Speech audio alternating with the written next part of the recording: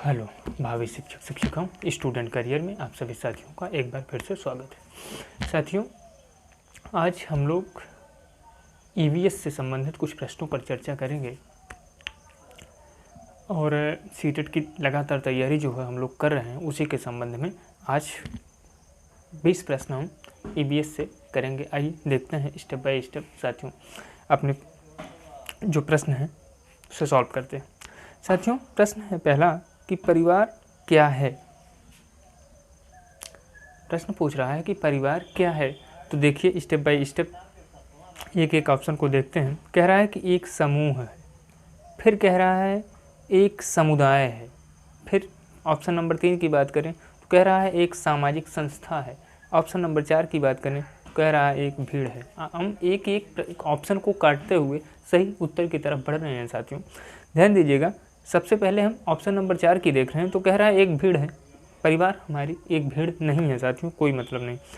एक समूह है, समूह बिल्कुल है, समूह कह सकते हैं। सदस्यों जब कई लोग मिलकर रह रहे हैं तो वह एक समूह है। फिर आप देखेंगे एक समुदाय, बिल्कुल समुदाय भी हो सकता है, क्योंकि समुदाय अब कई परिवार से मिल, जैसे आप देखेंगे कई परिवार मिल, यहाँ परिवार की बात है और समुदाय जो है वो कई विभिन्न प्रकार के समूहों से मिलकर बनता है।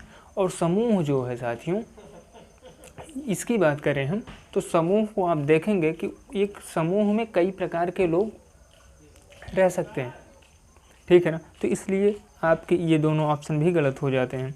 परिवार की बात करें साथियों तो परिवार जो है वो एक सामाजिक संस्था है। एक बालक जो है जब उसका विकास होता है, उसका समाजीकरण होता है, तो आप देखते हैं सबसे पहले वो समाज के मूल्यों को, आदर्शों को वो अपने परिवार के माध्यम से ही सीखता है। इसलिए परिवार जो है वो एक सामाजिक संस्था है साथियों। ऑप्शन नंबर 3 जो है वो इस प्रश्न का सही आंसर होता है।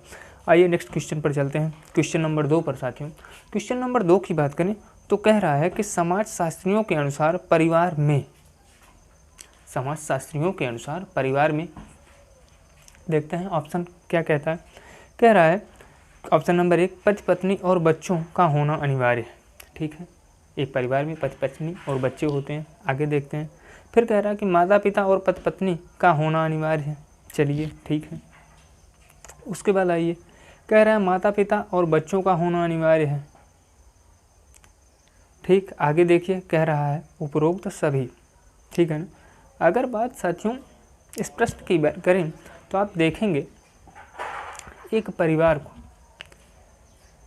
माता पिता और बच्चों का होना अनिवार्य है, पति पत्नी और बच्चों का होना अनिवार्य है, ऑप्शन नंबर 1 कह रहा है। तो आप समाजशास्त्रियों के अनुसार एक परिवार की बात करेंगे तो वो कहते हैं कि एक परिवार जो है वो पति पत्नी और उनसे उत्पन्न बच्चे जो होते हैं वही एक परिवार कहलाता है। समाजशास्त्रियों ने उसे ही एक परिवार कहा है। तो इस प्रश्न का जो है ए ऑप्शन वो सही हो जाता है साथियों। आइए नेक्स्ट क्वेश्चन की बात करते हैं। नेक्स्ट क्वेश्चन आप देख रहे हैं, कह रहा है सामाजिक जीवन की प्रारंभिक पाठशाला किसे कहा जाता है। सामाजिक जीवन की प्रारंभिक पाठशाला किसे कहा जाता है। आप जानते हैं कि जब बच्चा गर्भ से बाहर आता है, सांसारिक जीवन में वो अपना कदम रखता है, तो सबसे पहले वो जो भी चीज़ें सीखता है वो अपने परिवार के माध्यम से सीखता है।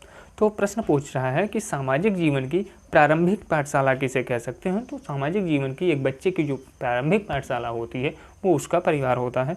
ऑप्शन नंबर ए जो है साथियों इस प्रश्न का सही उत्तर हो जाएगा।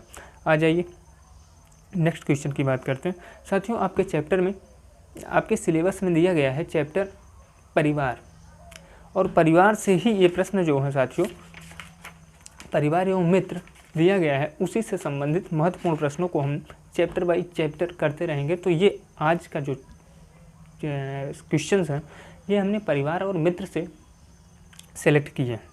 आइए नेक्स्ट क्वेश्चन की बात करते हैं। नेक्स्ट क्वेश्चन की बात करें तो क्वेश्चन नंबर 4 हो जाता है। आइए क्वेश्चन नंबर 4 को देख लेते हैं। क्वेश्चन नंबर 4 की बात करें साथियों तो कह रहा है कि किसने परिवार के कार्यों का वर्गीकरण आवश्यक और अनावश्यक रूप में किया है। फैक्चुअल क्वेश्चन है साथियों। कह रहा है कि किसने परिवार के कार्यों का वर्गीकरण आवश्यक और अनावश्यक रूप में किया है। तो आइए देख लेते हैं ये क्वेश्चन। अगर आवश्यक अनावश्यक के रूप में बात करें हम साथियों, तो मैकाइवर महोदय थे, उन्होंने परिवार को आवश्यक और अनावश्यक रूप में वर्गीकरण किया गया। ऑप्शन में देख लीजिए कि कौन सा ऑप्शन मैकाइवर जिस ऑप्शन में है वही आपका प्रश्न सही ऑप्शन सही हो जाएगा। तो ऑप्शन नंबर ए जो है वही इस प्रश्न का सही आंसर है साथियों। आइए नेक्स्ट क्वेश्चन पर चलते हैं। नेक्स्ट क्वेश्चन की बात करें तो आप देखेंगे पूछ रहा है प्रश्न कि परिवार के मुख्य शारीरिक कार्य क्या है। परिवार के मुख्य शारीरिक कार्य क्या हैं। तो आइए ऑप्शन को देखते हैं। कह रहा है कि पालन पोषण आप हाथ पाँव या शारीरिक गतिविधियों के माध्यम से ही कर पाते हैं, तो इसलिए ऑप्शन नंबर 1 सही हो जाता है। भोजन की बात करें, बिल्कुल ये साथियों की शारीरिक कार्य है व्यक्ति का या परिवार का। फिर शारीरिक सुरक्षा भी एक शारीरिक कार्य है। तो प्रश्न नंबर 5 की बात करें साथियों, तो दिए गए उपरोक्त तीनों ऑप्शन जो हैं वो सही हैं, इसलिए ये सही ऑप्शन जो ऑप्शन नंबर 4 में दिया गया है यही आपके प्रश्न का सही उत्तर हो जाएगा। आइए नेक्स्ट क्वेश्चन की बात कर लेते हैं। कह रहा है परिवार की सामान्य विशेषता है। परिवार की सामान्य विशेषता है। तो परिवार की सामान्य विशेषता की आ जाइए एक एक को देख लेते हैं। कह रहा है कि विवाह संबंध, बिल्कुल अगर विवाह संबंध नहीं होंगे तो आगे पीढ़ी का विकास नहीं होगा साथियों। तो एक परिवार में विवाह संबंध का होना आवश्यक परंपरा है। फिर आप देखेंगे सामान्य निवास, बिल्कुल एक परिवार जो है वो अपना एक घर बनाता है जहाँ उस परिवार के सभी सदस्य एक साथ मिलकर के रहते हैं, तो ये भी सही है। फिर वंशवाद, ये भी सही ऑप्शन है, क्योंकि जब परिवार होगा तो परिवार अग्रसर या आगे की ओर तभी बढ़ता है, पीढ़ी दर पीढ़ी आगे बढ़ते हैं, और इन्हीं पीढ़ी दर पीढ़ी के आगे बढ़ने की प्रक्रिया जो है वो वंशवाद कहलाती है साथियों। तो यहाँ से क्वेश्चन नंबर 6 का सही आंसर जो हो जाएगा वो ऑप्शन नंबर 4 हो जाएगा साथियों। ये क्वेश्चन जो हैं परिवार और मित्र से, इतने क्वेश्चन जो हमने सेलेक्ट किए हैं ये बहुत ही महत्वपूर्ण क्वेश्चन हैं। ये अगर आप इन्हें डिटेल से देख लेते हैं तो इससे बाहर आपको क्वेश्चन नहीं मिलेंगे। विश्वास कीजिए बहुत ही इंपॉर्टेंट क्वेश्चंस को हमने सेलेक्ट करके एनसीईआरटी बेस्ड क्वेश्चंस हैं, प्लस हमने कुछ प्रीवियस ईयर को भी इसमें इंक्लूड किया है। आइए नेक्स्ट क्वेश्चन को देख लेते हैं। नेक्स्ट क्वेश्चन की बात करें तो क्वेश्चन नंबर 7 है। क्वेश्चन नंबर 7 जो है साथियों उसको हम देख लेते हैं। कह रहा है कि निम्नलिखित, ध्यान दीजिएगा, निम्नलिखित में से कौन सा परिवार का एक गुण नहीं है। ऑप्शन नंबर 1 कह रहा है कि आलस्य का अभाव, आलस्य का अभाव। फिर आप देखेंगे वैसे आलस्य का अभाव, चलिए आगे भी देखते हैं क्या कह रहा है। फिर कह रहा है कि कृषि व्यवस्था के लिए उपयुक्त, बिल्कुल एक परिवार जो है वो व्यावसायिक भी होता है, वो सर्विस वाला भी हो सकता है, वो एक कृषक या कृषि व्यवस्था के उपयुक्त भी हो सकता है, ठीक है। फिर कह रहा है श्रम विभाजन की सुविधा, बिल्कुल परिवार में जो है वो अलग अलग लोगों को अलग अलग कार्य दे करके वो किसी भी कार्य को आसानी से कर पाते हैं। तो ये भी ऑप्शन सही है, उपरोक्त में से कोई नहीं साथियों जी। आज जो इसमें प्रश्न बन रहा है कि आलस्य का अभाव, इस ऑप्शन का जो साथियों परिवार या संयुक्त परिवार के गुणों से इसका कोई लेना देना नहीं है। तो संयुक्त परिवार का गुण जो है वो गुण नहीं है, जो प्रश्न आपका पूछा, ध्यान दीजिएगा नहीं पर, तो वो जो है आलस्य का अभाव है। ये इस प्रश्न का सही आंसर हो जाता है क्वेश्चन नंबर 7 की बात करें तो। फिर आइए हम क्वेश्चन नंबर 8 की बात कर लेते हैं। क्वेश्चन नंबर 8 जो है वो कह रहा है कि एकल परिवार के तीव्र प्रचलन के लिए क्या उत्तरदायी है। एकल परिवार के तीव्र प्रचलन के लिए क्या उत्तरदायी है। तो इसकी बात हम करें साथियों तो कह रहा है पहला ए महंगाई, उसके बाद दूसरे की बात करें तो जनसंख्या, तीसरे की बात करें कलह की संभावना में कमी।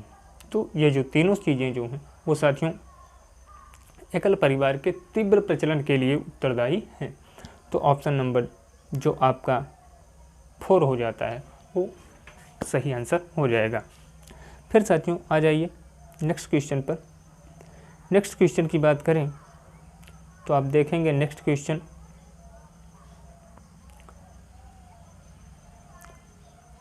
यहाँ देख लीजिए, क्वेश्चन नंबर 9 कह रहा है कि भारतीय परिवार का स्वरूप कैसा है।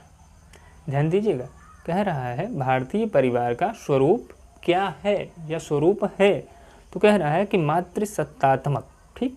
दूसरा कहा है पितृसत्तात्मक, तीसरा कह रहा है मातृस्थानीय, इनमें से कोई नहीं। तो आप जानते हैं कि भारतीय परिवार का स्वरूप की बात करें तो यह पितृसत्तात्मक परिवार होता है। यहाँ घर का मुखिया जो होता है वो पिता होता है, इसलिए यहाँ के परिवार के स्वरूप की बात की जाए तो वो पितृसत्तात्मक होता है। साथियों ऑप्शन नंबर बी जो है वो आपके 8वें प्रश्न का सही आंसर हो जाता है। आइए नेक्स्ट क्वेश्चन पर चलते हैं। नेक्स्ट क्वेश्चन की बात करें तो क्वेश्चन नंबर 10 है। साथियों क्वेश्चन नंबर 10 की बात करें तो पूछ रहा है कि निम्नलिखित में से कौन सा परिवार समरक्त संबंधी परिवार का उदाहरण है। क्या है? समरक्त संबंधी परिवार का उदाहरण है। अब समरक्त संबंधी परिवार की बात करें साथियों तो समरक्त परिवार, सम माने बराबर या एक जैसे, रक्त माने खून। तो ऐसा परिवार जिसमें सबके जो एक खून से संबंधित या एक रक्त से संबंधित होते हैं वो समरक्ती परिवार कहलाते हैं। आइए देख लेते हैं। कह रहा है एकल परिवार, ठीक। फिर कह रहा है वैवाहिक परिवार, ठीक। फिर कह रहा है संयुक्त परिवार। फिर कह रहा है कि ये सभी। अगर एकल परिवार और वैवाहिक परिवार की बात करें तो आप देखेंगे कि ये दोनों संयुक्त परिवार में सम्मिलित हो जाते हैं, ठीक है ना। तो इस प्रश्न का जो सही आंसर होगा साथियों वो ऑप्शन नंबर 3 संयुक्त परिवार हो जाएगा, ठीक है ना। आइए नेक्स्ट की बात करें साथियों।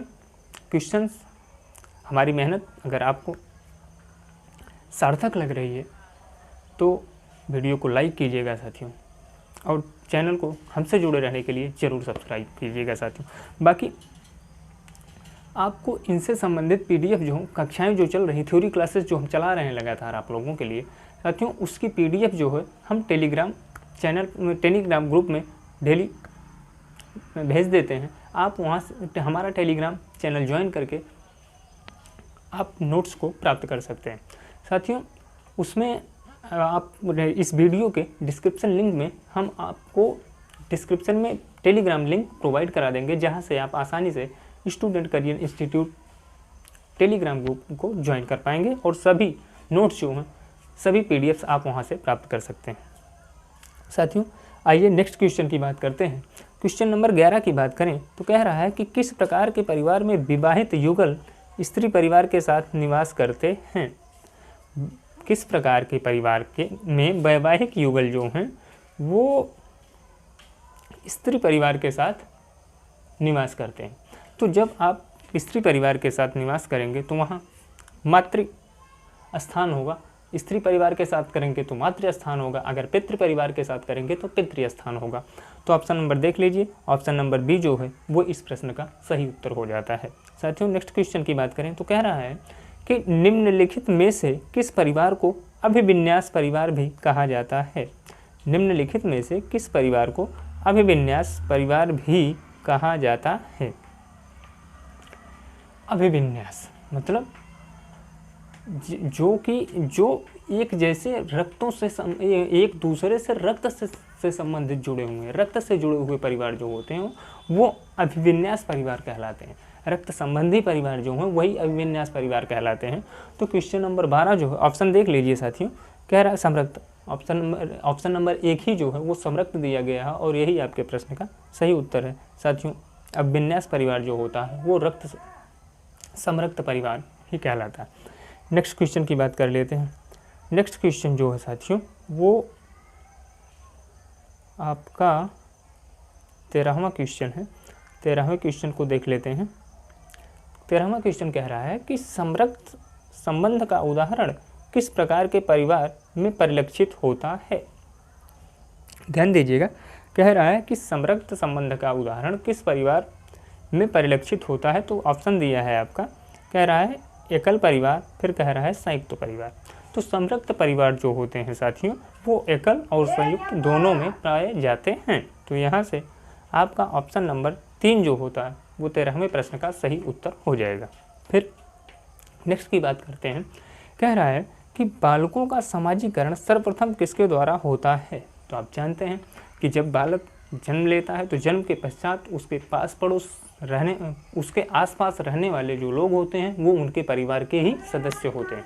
तो इस तरीके से अगर बात करें प्राथमिक समाजीकरण की तो परिवार के द्वारा ही उनका एक बच्चे का समाजीकरण सर्वप्रथम किया जाता है। तो 14वें प्रश्न का जो सही उत्तर हो जाएगा वो साथियों ऑप्शन नंबर ए हो जाएगा। फिर आ जाइए नेक्स्ट क्वेश्चन पर।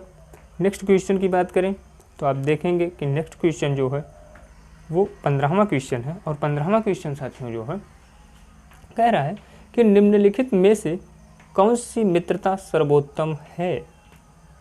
निम्न में से कौन सी मित्रता सर्वोत्तम है। कह रहा है आनंद की मित्रता। ध्यान दीजिएगा, कह रहा है कि आनंद की मित्रता।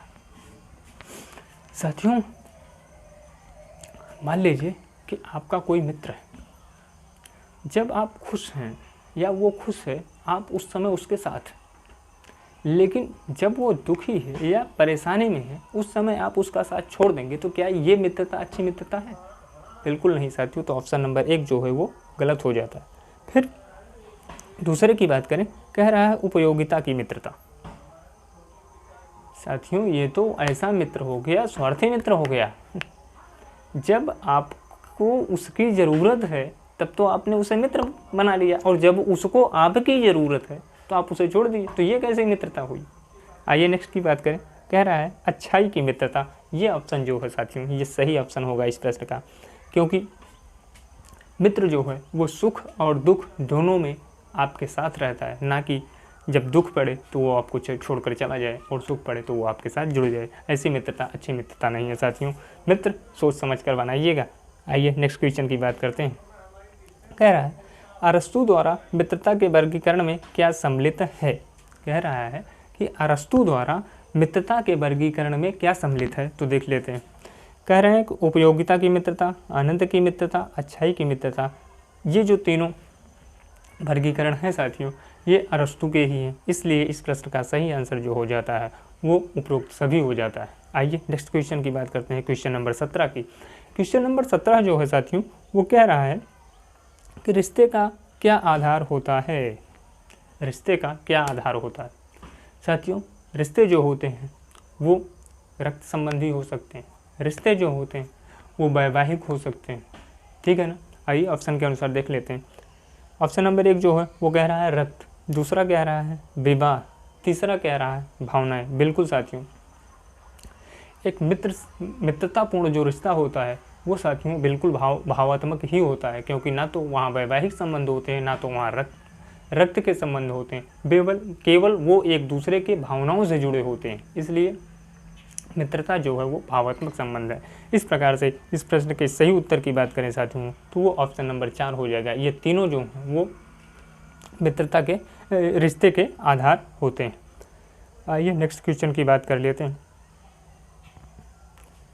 नेक्स्ट क्वेश्चन जो है वो साथियों पूछ रहा है कि समरक्त संबंध में संबंध का आधार क्या होता है। ध्यान दीजिएगा, कह रहा है कि समरक्त संबंध में संबंध का आधार क्या होता है। प्रश्न स्पष्ट कह रहा है साथियों कि समरक्त एक जैसे रक्त।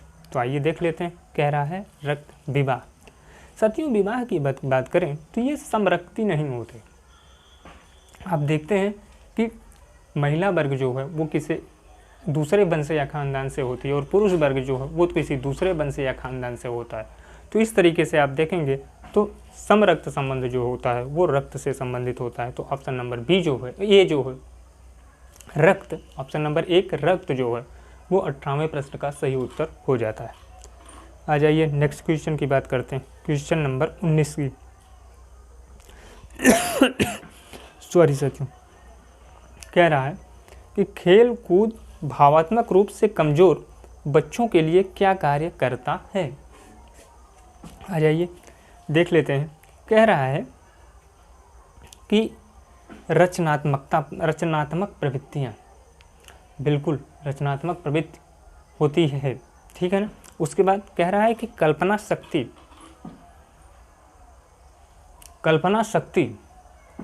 ठीक है ना। फिर कह रहा है कि थेरेपी, साथियों ध्यान दीजिएगा ऑप्शन अलग अलग हैं, थेरेपी। फिर कह रहा है कि उपरोक्त सभी। देखिए अगर खेल की बात करें तो वहाँ कल्पना शक्ति जैसे शब्दों के बारे में हम लोग नहीं कह सकते। यहाँ रचनात्मक प्रवृत्तियाँ जो हैं इसके विकसित होने जैसी चीज़ें जो हैं आप नहीं देखें। बात करें थेरेपी की तो आप देखेंगे थेरेपी की स्थिति आप देखेंगे तो आप पाएंगे कि ये प्रश्न जो है साथियों थोड़ा सा घुमावदार है। बहरहाल इसमें आंसर जो है वो थेरेपी माना गया है। थेरेपी को इस सेंस में माना गया है साथियों कि आप देखेंगे कि बच्चों जब खेल में सम्मिलित होते हैं, भावात्मक रूप से कमज़ोर बच्चों के लिए, जैसे मान लीजिए कि कोई बच्चा जो है वो डरता है कि ये हम करेंगे तो इससे हमें चोट लग जाएगी या ये हो जाएगा वो हो जाएगा, तो थेरेपी क्या करती है, अगर आपके अंदर कोई बीमारी है या आप किसी क्षेत्र में कमज़ोर हैं तो थेरेपी के माध्यम में आपको उस क्षेत्र में स्ट्रांग बनाया जाता है। तो इसलिए इस प्रश्न का जो सही उत्तर होगा, टेक्निकल है साथियों ध्यान दीजिएगा, इस प्रश्न का सही उत्तर जो हो जाएगा वो थेरेपी हो जाएगा। भावात्मक रूप से कमज़ोर बच्चों के लिए खेल कूद जो है वो थेरेपी की तरह होती है, ठीक है ना। आ जाइए नेक्स्ट क्वेश्चन की बात करते हैं, क्वेश्चन नंबर 20 की। और ये जो है साथियों ये आज के प्रैक्टिस का लास्ट क्वेश्चन होगा। कह रहा है कि खेल कूद बच्चों के विकास में सहायक होता है। खेल कूद बच्चों के विकास में सहायक होता है। कह रहा है ज्ञानात्मक, फिर कह रहा है सामाजिक, फिर कह रहा है शारीरिक। आप देखेंगे तो दो ऑप्शन सामाजिक और शारीरिक, ये डायरेक्टली आपको देखेंगे कि बच्चा जो है वो जब ग्रुप में पहुंचेगा, मित्र मंडली में पहुंचेगा तो वहाँ उसका सामाजिक विकास होगा। फिर जब वो खेल कूद करेगा तो वहाँ उसका शारीरिक विकास होगा। और ज्ञानात्मक विकास की बात करेंगे आप तो वहाँ छिपे तौर पर उसके ज्ञान का भी वर्धन होता है साथियों। तो इस प्रकार से खेल कूद जो है वो बच्चों के ज्ञानात्मक, सामाजिक और शारीरिक विकास के लिए जिम्मेदार होता है या सहायक होता है। तो इस प्रश्न का सही उत्तर जो हो जाएगा वो ऑप्शन नंबर 4 हो जाएगा। ये रहे साथियों पर्यावरण के महत्वपूर्ण 20 क्वेश्चन जो कि हमने एक ही चैप्टर परिवार एवं मित्र से लिया था। आप कमेंट करके ज़रूर बताइएगा साथियों कि ये प्रश्न कैसे लगे आपको। हमसे जुड़े रहने के लिए चैनल को सब्सक्राइब कीजिएगा। धन्यवाद साथियों।